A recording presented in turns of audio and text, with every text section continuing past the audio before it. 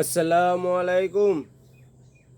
আলহামদুলিল্লাহ আলহামদুলিল্লাহি রাব্বিল আলামিন ওয়াসসালাতু ওয়াসসালামু আলা রাসূলিল কারীম। আম্মা বাদ।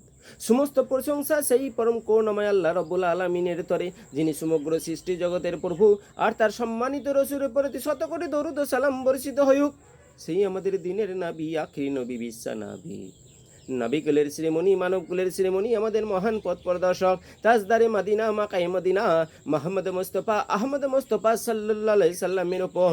তারপরে জানা চিরকৃতজ্ঞ সেই আল্লাহ রব্বুল আলামিনের তরে, যিনি আমাদেরকে এমন এক পবিত্র মহফিলে উপস্থিত হওয়ার সৌভাগ্য সুযোগ দান করেছেন, যে মহফিল সম্পর্কে রাসূল করিম সাল্লাল্লাহু আলাইহি সাল্লাম করেছেন, যেখানে আল্লাহ রব্বুল আলামিনের কালাম নিয়ে আলোচনা করা হয়। সেখানে ফেরেশতারা আসমান থেকে জমিনে নেমে আসে আর সমস্ত মানুষের উপর তারা অনুগ্রহ বর্ষণ করতে থাকে। এই অনুগ্রহ বর্ষণ তারা ততক্ষণই পেতে থাকবে যতক্ষণ এই মানুষগুলো সবার মধ্যে উপস্থিত থাকবে। যখন কোনো অন্য কাজে লিপ্ত হয়ে যাবে বা সভা ছেড়ে চলে যাবে, তখন তারা এই অনুগ্রহ থেকে বঞ্চিত হয়ে যাবে। সেরকম একটা পবিত্র মহফিলে উপস্থিত হওয়ার আল্লাহ রাব্বুল আলামিন যে আমাদের সুযোগ দান করেছেন, তাহারই চিরকৃতজ্ঞতা স্বরূপ সকলে বলে আলহামদুলিল্লাহ। তারপরে জানাই সালাম শ্রদ্ধেয় সম্মানীয় আমন্ত্রিত উপস্থিত বুজুর্গদিন উলামাগণকে, এই মহান মজলিস উপস্থাপনা এই যোগবিন্দুকে, শ্রদ্ধেয় সম্মানীয় শ্রোতা মণ্ডলী, পর্দার আলে মা বোন, আমার স্নেহের ভাইদের জানায় আমার আন্তরিক প্রীতি, শুভেচ্ছা ও সিনোসিস ভালোবাসা। তারপরে জানাই চিরকৃতজ্ঞ সেই আল্লাহ রাব্বুল আলামিনের তরে, যিনি আমার নামটাকে সার্থক করার সুযোগ দিচ্ছেন। আব্বা মা দাইমা বড় ভালোবেসে নামকরণ করেছিল কুরবান। আর কুরবান শব্দের হচ্ছে আত্মত্যাগী, অর্থাৎ এই ছেলেকে আমরা দিনের জন্য কুরবানি করে দিলাম। সেজন্য আমি তো আল্লাহ রাব্বুল আলামিনের কাছে প্রতিজ্ঞাবদ্ধ হয়ে পড়েছি, যেন তেন প্রকার যেভাবেই হোক প্রত্যেকটা মানব জাতির হৃদয়ে পবিত্র আল কোরআনের বাণীকে আমাকে পৌঁছে দিতে হবে। আমার প্রমাণ করতে হবে যে পবিত্র আল কোরআন হচ্ছে একটা সর্বজনীন ধর্মগ্রন্থ, এর কোনো জাতিভেদ নাই। সমগ্র মানব জাতির জন্য স্রষ্টা এই জীবন পন্থা, এই জীবন প্রণালী ব্যবস্থা, উত্তম জীবন প্রণালী ব্যবস্থা তিনি দিয়েছেন। আর প্রত্যেকটা মানব জাতির ইহকালে পরকালে প্রত্যেকটা সমস্যার সমাধান এই পবিত্র আল কোরআন থেকে যাতে নিতে পারা যায়, তাহারই নীতিবাক্য, তাহারই নিদর্শন সহ বিস্তারিতভাবে কোরআনের মধ্যে তুলে ধরেছেন। কোরআনের প্রথম অক্ষর বা আর শেষ অক্ষর সিনে স বাস মানে যথেষ্ট।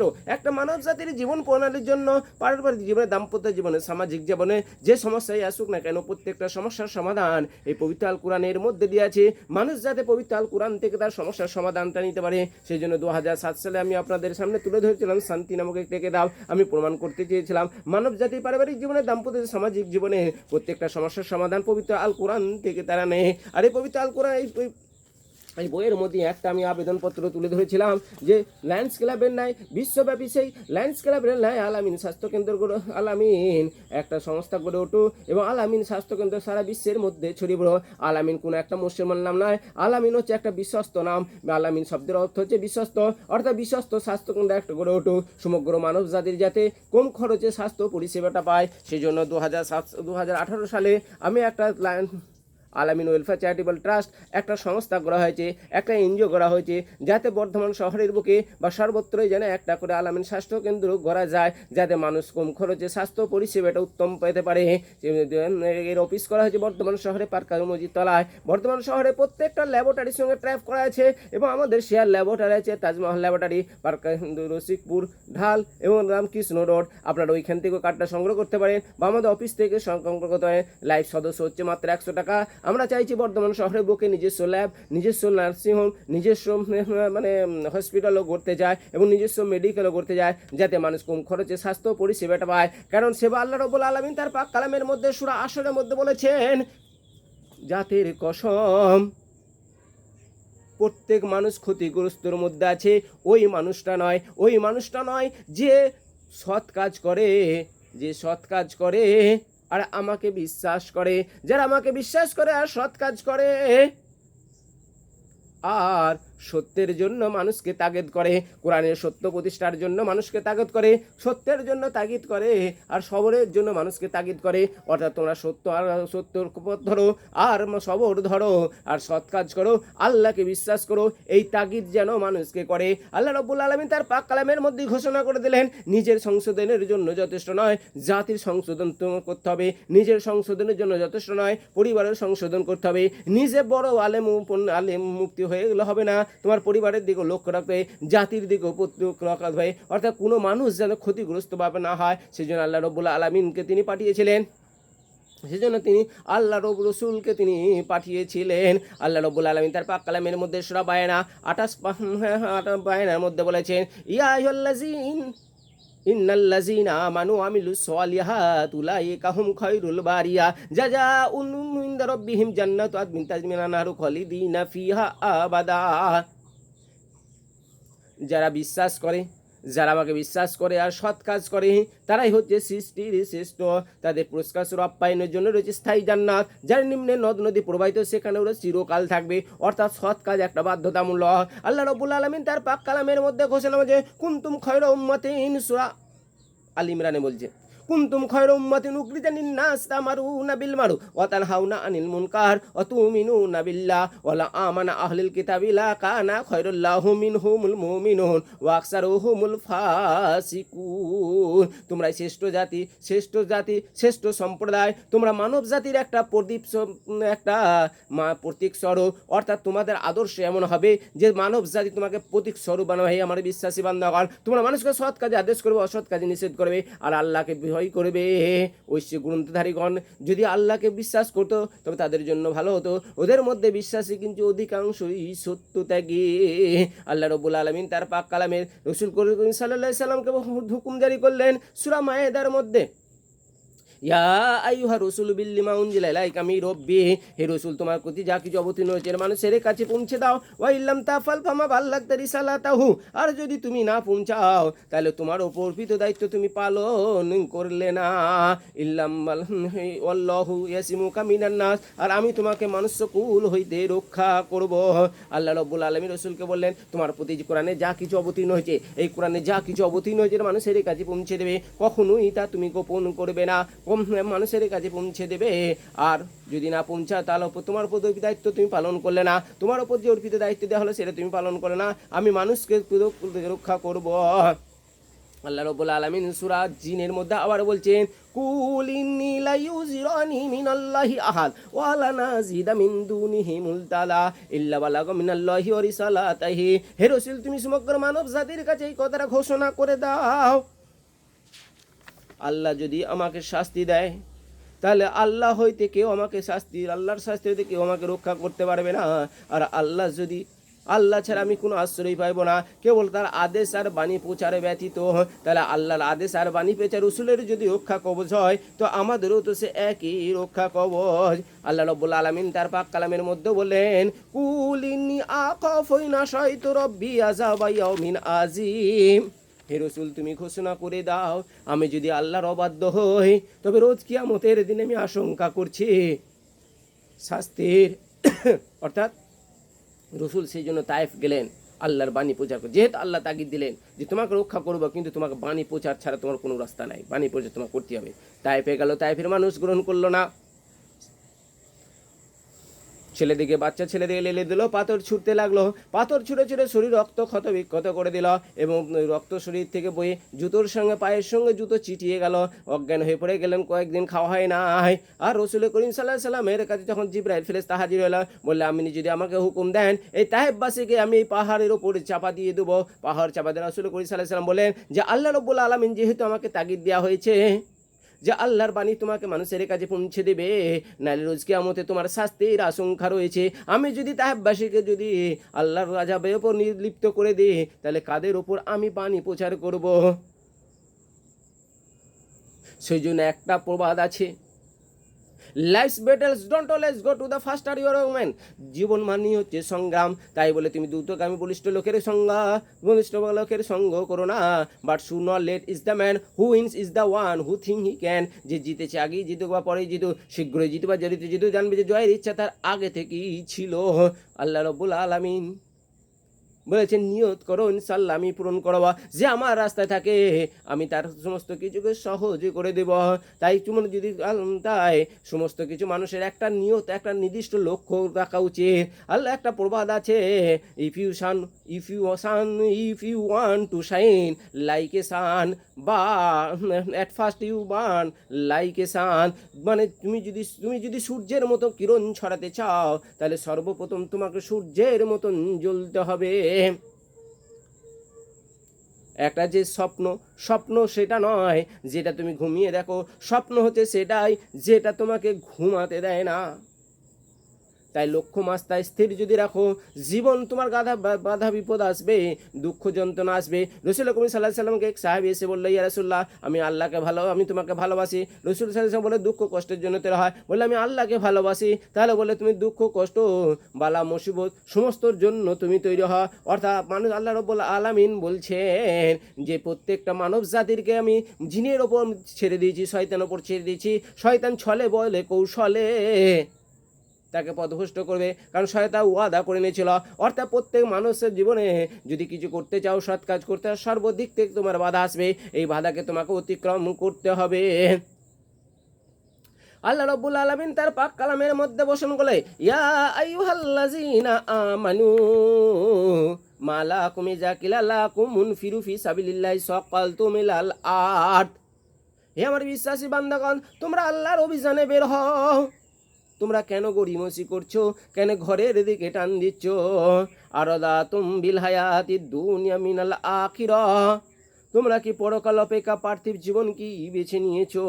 ফামা মাশাউল হায়াতিদ দুনিয়া ফিল আখিরাতি ইল্লা কলিল। আর পরকালের তুলনায় পার্থিব জীবনে ধন সম্পদ অকিঞ্চিত। ইল্লা তানফিরু ইউজিবু আযাবান আলিমা। আর তোমরা যদি আল্লাহর অভিযানে বের না হও, তাহলে তোমাদের আমি কঠিন শাস্তি দিব। ওয়া ইয়াস্তাবদিল কওমান গায়রাকুম। আর তোমাদের স্থলে অন্য এক জাতিকে আনব।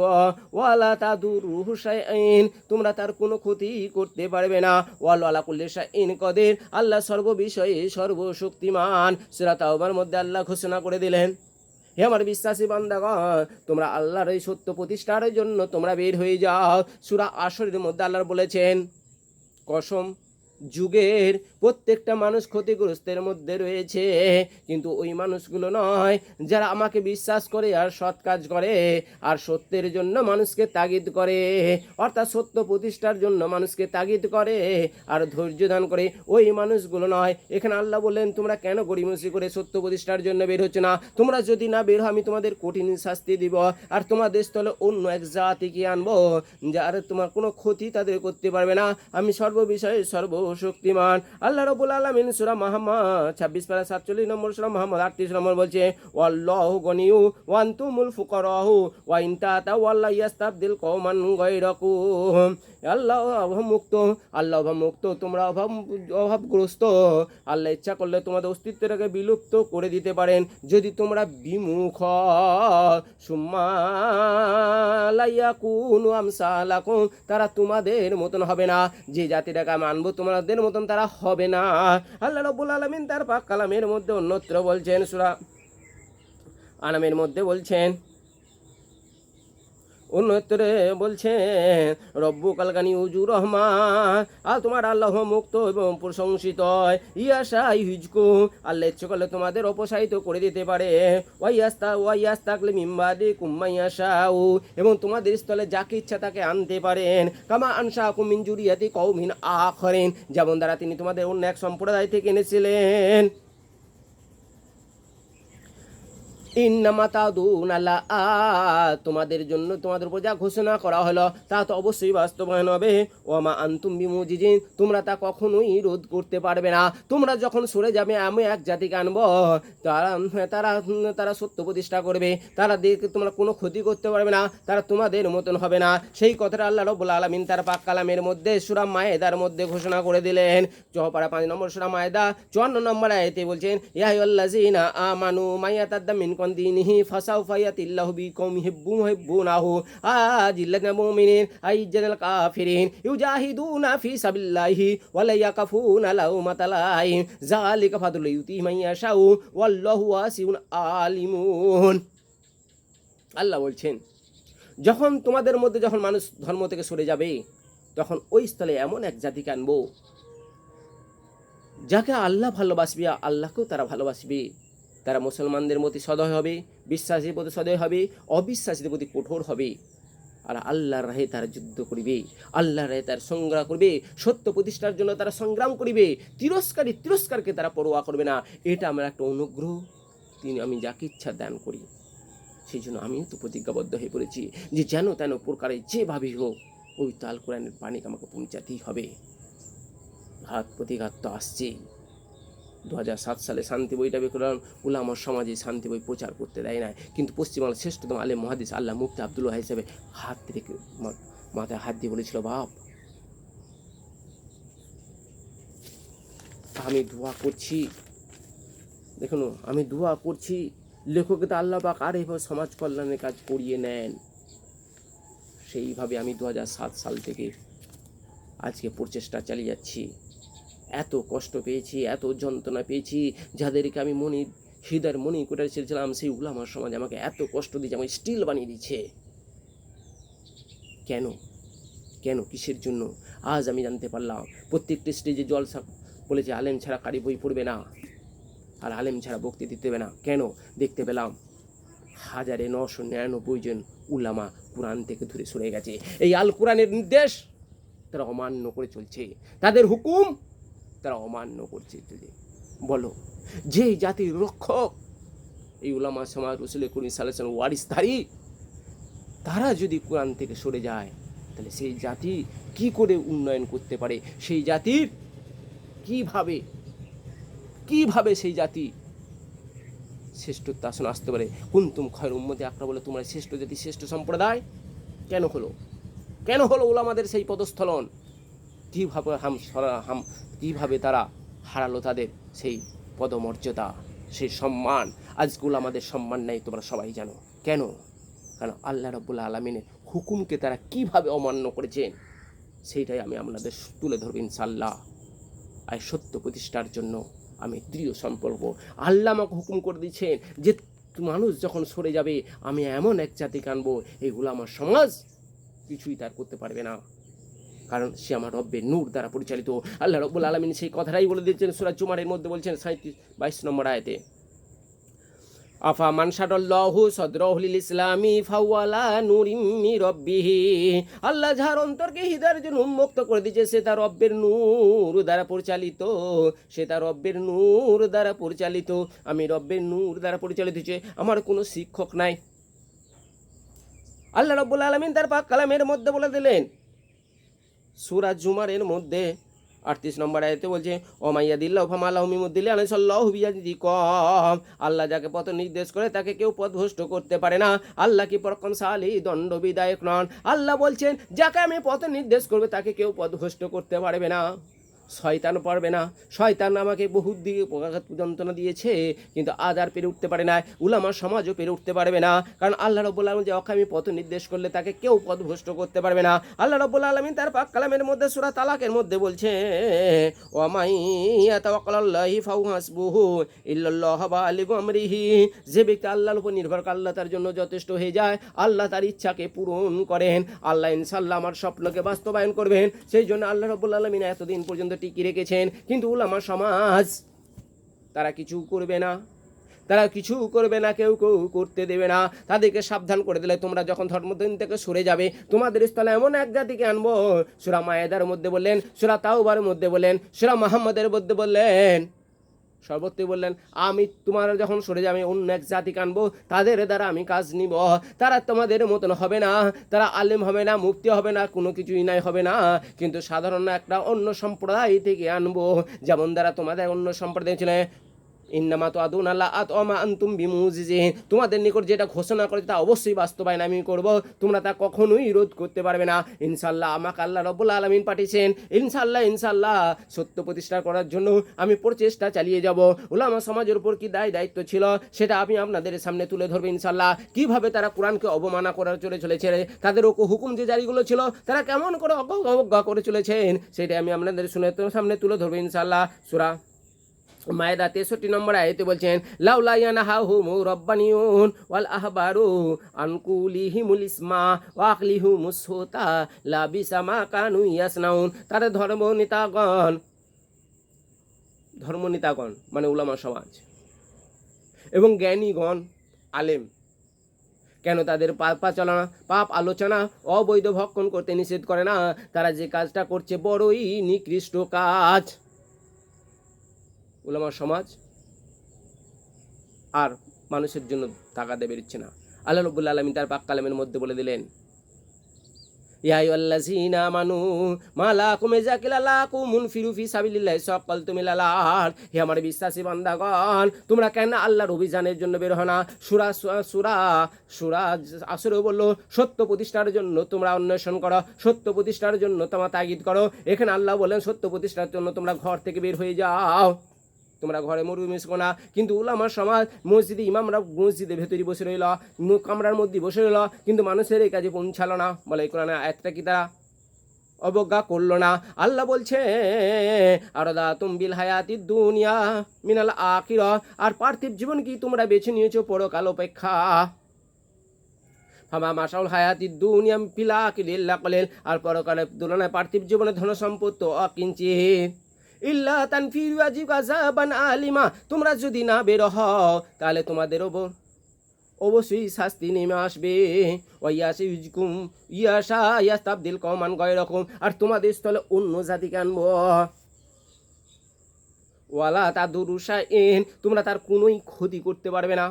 আল্লাহ আমাকে নিয়ে আসলে আমার মতন মানুষ জাতিকে নিয়ে আসবে, তোমরা তাদের কোনোই ক্ষতি করতে পারবে না, কোনোই ক্ষতি করতে পারবে না। কারণ তোমরা পয়সা ছাড়া বেরো না, আর তারা পয়সা নেবে না। কি করবে? কীভাবে তাদের রোধ করবে? কোনো দিনই পারবে না। আল্লাহ রাব্বুল আলামিন তার পাক কালামের মধ্যে ঘোষণা করে দিলেন, সূরা আনামের মধ্যে বলছে আল্লাযীনা আতাইনাহুমুল কিতাবা ইয়ারিফুনাহু কামা ইয়ারিফুনা আবনাআহুম আল্লাযীনা খাসিরু আনফুসাহুম ফাহুম লা ইউমিনুন। যাদের প্রতি আমি কিতাব অবতীর্ণ করছি তারা আমাকে সেই রূপই চিনবে যে রূপ তারা তাদের সন্তানদেরকে চিনে। আর যারা বিশ্বাস করবে না তারা ক্ষতিগ্রস্তের মধ্যে আছে। যারা নিজেদেরকে ক্ষতি করে তারা এটা বিশ্বাস করবে না। আল্লাহ রাব্বুল আলামিন বলছেন আমি যে মানুষটাকে তোমার রাস্তায় নিয়ে আসবো সে কেমন হবে। আল্লাহ রাব্বুল আলামিন তার পাক কালামের মধ্যে ঘোষণা করে দিলে ওমান ইনদাহুল, আল্লাহ রাব্বুল আলামিন তার পাক কালামের মধ্যে ঘোষণা করে দিলেন সূরা হামিম সিজদা 24/41 নম্বর সূরা হামিম সিজদা 3 নম্বর বলে ওমা হাসানু ক্বালা মিম্মা দাইলাল্লাহি ওয়া আমিলা সলিহান ওয়া কালিলান মিনাল মুসলিমিন। তার চাইতে উত্তম কথা আর কার হবে যে আল্লাহর পথে মানুষকে ডাকবে আর সৎ কাজ করবে। সৎ কাজের জন্য আমিও চেষ্টা করছি যাতে মানুষের মধ্যে একটা কম খরচে স্বাস্থ্য পরিষেবা পাওয়া যায়। তার থেকে উত্তম কথা আর কার যে বলে আল্লাহর অনুগত বান্দা। আমি বলছি আমি আল্লাহর এক অনুগত বান্দা। আল্লাহ রাব্বুল আলামিন তার পাক কালামে সূরা নিসা 5/4 নম্বর সূরা নিসা 125 নম্বর আয়াতে বলে ওমানা আসানু দীনা মিম্মান আসলামা ওয়াজাউ লিল্লাহি ওয়া হুয়া মুহসিন ওয়াত্তাবা মিল্লাতে ইব্রাহিম হানিফা। তার অপেক্ষা ধর্ম উত্তম কি আছে যে আল্লাহর পথে মানুষকে ডাকে আর সৎকর্ম করে আর ইব্রাহিমের ধর্ম একনিষ্ঠভাবে পালন করে। বলো আমার চেয়ার কে উত্তম কথা আছে? অথচ উলামা সমাজ বলে তোমাকে বলতে যাবে না আমরা মা আগে একক শওকত সাহেব বর্ধমান ডিস্ট্রিক্টের একটা নাম করা বক্তা, তিনি বলছেন আগে দেখবেন কোথায় মাওলানা কোথায় পাস করে এসছে, মাওলানা পাস দেখলে তাকে বলতে দেবে না, বলতে দেবে না। অথচ কোরআন এখানে বললো তার চাইতে উত্তম কথা কার যে আল্লাহর পথে মানুষকে ডাকে আর সৎকর্ম করে আর ইব্রাহিম ধর্মদর্শকে একনিষ্ঠ পালন করে। সূরা নিসার মধ্যে বললেন 125 নম্বর আয়াতে। সূরা হামিম সিজদা 33 নম্বর আয়াতে ওমান হাসানু ক্বালা মিম্মান দাইলাল্লাহি ওয়া আমিলা সলিহান ওয়া কালিলান মিনাল মুসলিমিন। তার চাইতে উত্তম কথা আর কার যে আল্লাহর পথে মানুষকে ডাকে আর সৎকর্ম করে আর বলে আমি আল্লাহ অনুগত বান্দা। বলে এই কোরআনগুলো আয়াতগুলো কিসে বলা আছে, কিসে কাকে বলা আছে? আফালা ইয়াতাদাবারুনা আল কুরআন আম আলা কুলুবিন আকফালহা। ওরা কি কোরআন সম্পর্কে চিন্তা করে ওদের অন্তর তালাবদ্ধ? বলে এটা কাদের জন্য বলেছে? সমগ্র মানব জাতিকে তাগিদ দিচ্ছে। ওরা বলছে না আমরা মাওলানা ছাড়া কেউ বলতে পারবে না। কোথায় পেল এইসব কথা? সব থেকে বড় একটা তাদের দোষ জানো যে টাকা ছাড়া তারা বেরোবে না। অথচ রাসূল করিম সাল্লাল্লাহু আলাইহি সাল্লামকে আল্লাহ কি বললেন যে তুমি ধর্ম প্রতিষ্ঠার জন্য মানুষের কাছে এই দাওয়াতটাই যে পৌঁছাবে যে আমি তোমাদের কাছে এসেছি আল্লাহর দাওয়ানি প্রচারের জন্য, তোমাদের কাছে কোনো পারিশ্রমিক চাই না, যাতে স্বইচ্ছায় তোমরা যাতে স্বইচ্ছায় তার পথ অবলম্বন করো, আমি এই জন্যই তোমাদের কাছে এসেছি। আর যারা পয়সার দাবি করে আমি তাদের দলমুক্ত নয়। আল্লাহ রাব্বুল আলামিন তার পাক কালামের মধ্যে ঘোষণাই করে দিলেন যে রাসূল তুমি দাওয়াত দেবে কিন্তু পয়সা নিতে পাবে না। আর উলামা সমাজ কী করলো? পয়সা ছাড়া এক ফলাও তারা চলতে রাজি নয়। আল্লাহ রাব্বুল আলামিন সূরা বাকারা আর 10 মিনিট বলবো।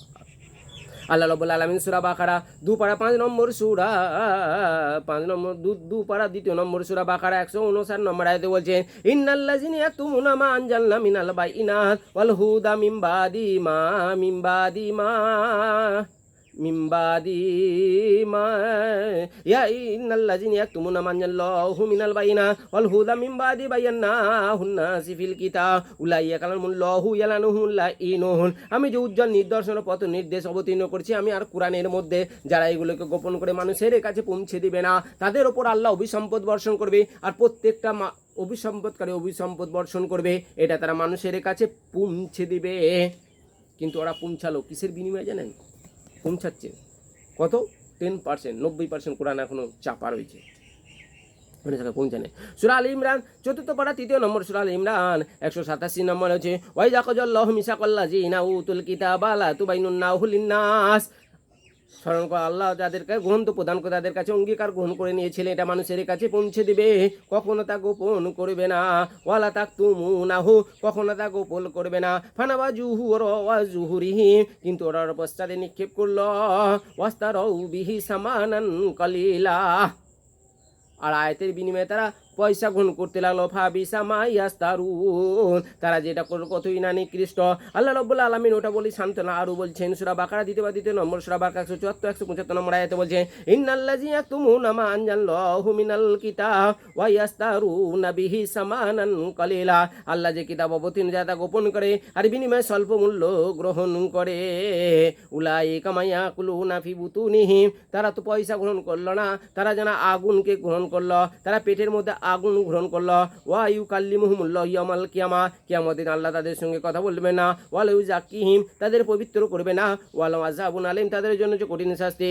উলাইকাল্লাযিনা ইস্তারুদ দালালা বিল হুদা, তারা সুপথের বদলে কুপথ গ্রহণ করলো। ওয়াল আযাবা বিল মাগফিরা, তারা ক্ষমার বদলে শাস্তি গ্রহণ করলো। ফামা আসবারহুম আলান নার, জাহান্নামের আগুনে তাদের কতই না ধৈর্যশীল পাবে।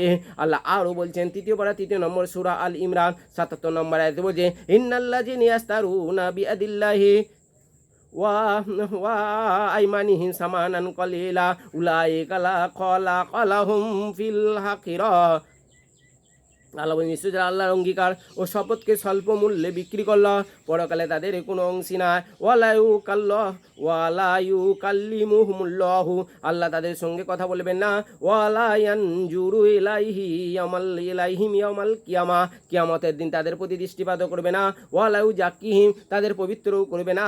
ওয়ালাহু আযাবুন আলীম, তাদের জন্য রয়েছে কঠিন শাস্তি। আমি বলবো যে সব বক্তারা পয়সা নিয়ে ওয়াজ করে তারা কি জানে না? এখানে আল্লাহ কঠোরভাবে নিষিদ্ধ করেছে পয়সার দাবি, পয়সা নেওয়া যাবে না, তাগিদ করা যাবে না। রাসূল পয়সা নিয়েছিলেন, সাহাবী کرام পয়সা নিয়েছিল দাওয়াতের কাছে, মানুষের কাছে পয়সা নিয়ে গিয়েছিল দাওয়াত দেওয়ার জন্য। এখানে বললে যারা পয়সা তারা আগুন ক্রয় করলো। আল্লাহ আমি বলছি রোজ কি আমি তাদের সঙ্গে কথা বলবো না, তাদের প্রতি দৃষ্টিপাত করবো না, তাদের সংশোধন করবো, তাদের জন্য কঠিন শাস্তি। এই আয়াতগুলো কি তারা পড়ে নাই যে পয়সার দাবি করে?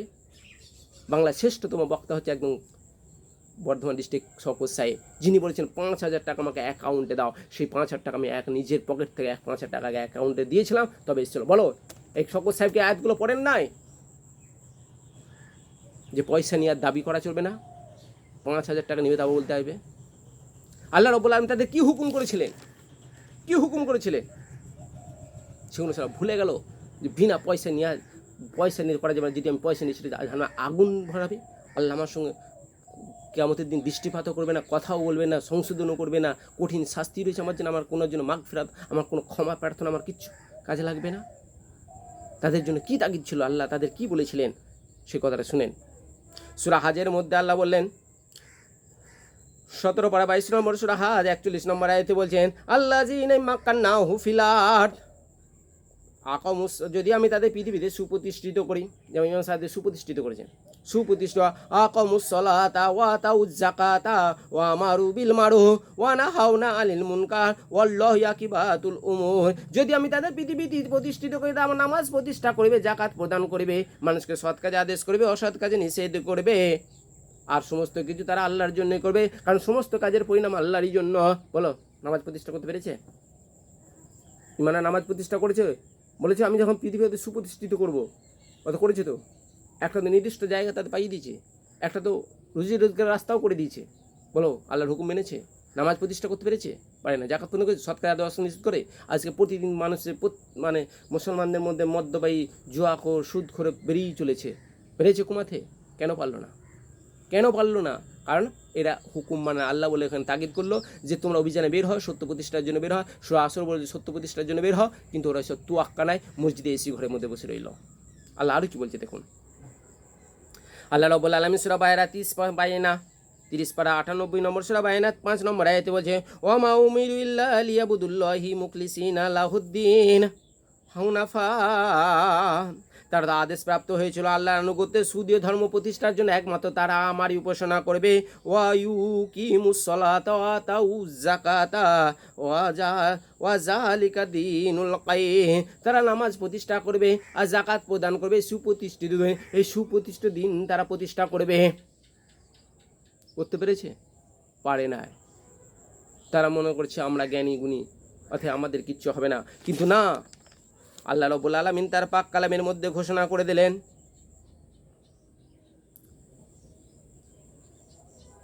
একটা হাদিস আছে, এই উলামা সমাজ বলে আমি রাসূল করিম সাল্লাল্লাহু আলাইহি ওয়াসাল্লাম ওয়ারিসধারী। পশ্চিমবঙ্গের শ্রেষ্ঠ আলেম মুহাদ্দিস আল্লামা মুফতি আব্দুল ওয়াহিদ সাহেব একটা বই লিখেছিলেন, চেহেল হাদিস। সেই চেহেল হাদিসে লিখেছে উলামা নবীগণের ওয়ারিস। ওলামাগণ নবীগণের ওয়ারিস। নবীগণ টাকা পয়সা ওয়ারিস বানাননি, তারা ইলমের ওয়ারিস বানিয়েছেন। কাজী যে উক্ত ফায়জ কামা গ্রহণ করবে সে যেন বেশি বেশি ইলম অর্জন করে মানুষের কাছে পৌঁছে দেয়। ইলমের ওয়ারিস বানিয়েছিলেন বলে রসুল ওয়ারিস। আর হচ্ছে যে রসুল যে কাজগুলো করেছিলেন, যেভাবে দিনকে প্রচার সেভাবে করে নেয়। হাদিসে মুসনাদ আহমদ হাদিস। হযরত আবদুল্লাহ ইবনে ওমর রাদিয়াল্লাহু বর্ণনা করে রাসূল করিম ইরশাদ করেছেন, আল্লাহ তাআলা যাহাকে কোনো অধীনস্থ জিম্মাদার বানান, অধিগস্তরা সংখ্যায় বেশি হোক বা কম হোক, আল্লাহ তাআলার অধীনস্থদের সম্পর্কে অবশ্যই জিজ্ঞাসা করবেন, সে তাহাদের মধ্যে আল্লাহর হুকুম কায়েম করিয়াছিল না নষ্ট করিয়াছিল। বলো এই হাদিসটা তোমরা পড়ে নাই? মুসনাদ আহমদ হাদিস। যে আল্লাহ রাব্বুল আলামিন যখন কোনো কারো জিম্মাদার বানান, যে অধীনস্থদের পরিবারই হোক বা কোনো মহল্লার নেতাই হোক, জিজ্ঞাসা করবে তুমি তাদের মধ্যে আল্লাহর হুকুম কায়েম করেছিলে না করে নাই, না নষ্ট করেছিলে? জানো না তোমরা জিজ্ঞাসিত হবে। তুমি মহল্লার একটা নেতা জিম্মাদার, সে মহল্লাবাসী মদখোর একজন আছে, তার বাড়িতে তোমার দাওয়াত আসছে, খাওয়া আসছে, কিন্তু 3 বার তুমি গেলে না। 3 বার, প্রথমবার যে বলতে মদ খা ছেড়ে দাও, এটা সম্পূর্ণ হারাম। দ্বিতীয়বার ফের গেলে, বাবা ফের 1 মাস পর গেলে তুমি বাবা এটা ছাড়লে না, তুমি এটা ছেড়ে দাও, কিন্তু দ্বিতীয়বার তৃতীয়বার এলে তুমি মুনাফেক হয়ে যাবে। আর মুনাফেকের সঙ্গে আল্লাহ রাব্বুল আলামিন সম্পর্ক নিষেধ করছেন। আর তোমার জানাজার শরীক হওয়া যাবে না, আর তোমার কবর পাশে দোয়ার জন্য যাওয়া যাবে না। রাসূল করিম সাল্লাল্লাহু আলাইহি সাল্লাম তার নিদর্শন প্রমাণ রেখে গেছেন। বা তৃতীয়বার যখন এসে গেল, 3 মাস পর যখন 1 মাস পর ফের গেলে, তখন তাহলে সে মদ ছাড়ে নাই, নামাজেও যায়, মসজিদেও যায় না। তো মুনাফেক তুমি ঘোষণা করতে পারলে না? কিসের ভয় তোমার? অথচ সে মরল যখন তোমার জানাজার শরীক হলে, গোসল করালে, সবই করলে, 1 মাস তার মানে মিলাদ দিল, 3 দিনে হোক 5 দিনে হোক 7 দিনে হোক, মিলাদে গেলে 1 মাসে 40 দিনে মাথায় ফের গেলে, 1 বছর পর মাথায় গেলে, 3 বার তার বাড়িতে গেলে। অথচ মরার পর যদি তুমি আগে যদি 3 বার যেতে, সে মানুষটা পরিবর্তন হয়ে যেত। কিন্তু মরার পর 3 বার গেলে কিসের জন্য? টাকার জন্য গেলেন। মিলাদে গেলে টাকা